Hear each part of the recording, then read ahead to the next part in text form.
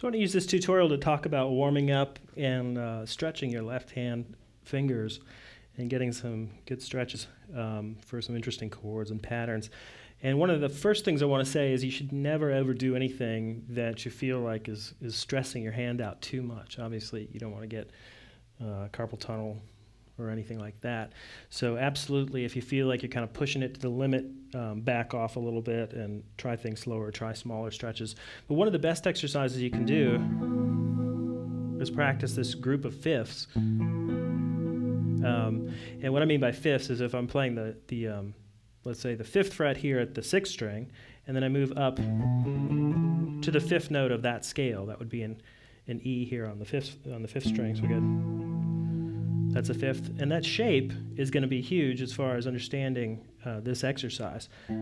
So that's 2 frets up, 1 string up, and then adding the 4th finger onto the 9th fret of the 4th string. That would be a pattern of consecutive fifths. And the notes are A, E, B. And so if I were to play an A chord, let's say an A minor chord, the next note here is a C on the 5th fret of the 3rd string, and then I'm going to play a 5th above that. Now in this case, between the 3rd and 2nd string, I'm actually going to need to go up 3 frets. So I'm at the 8th fret for the note G, and then the note D on the 10th fret, which sort of makes like an A minor 9 with an 11 on top. So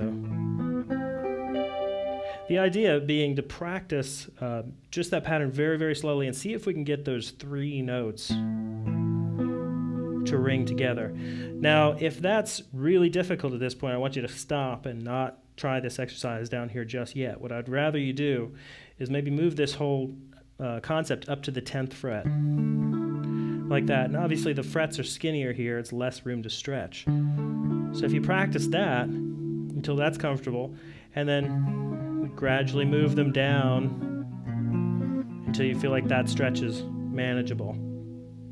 At the 5th fret, so we have A minor, and I'm just playing each of those. You could pick them down or you could alternate pick them. Really the point of it is to do it slowly and work on just the left hand. So in this case, I've got the 4th finger on the 9th fret, the 3rd finger on the 7th fret, and the 1st finger on the 5th fret.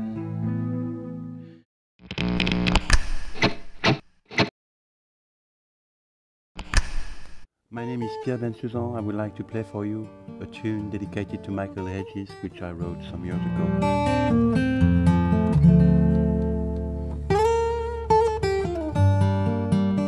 I'm going to put my index on that 15th fret, and I'm going to pick that string either with my ring finger or with my little finger.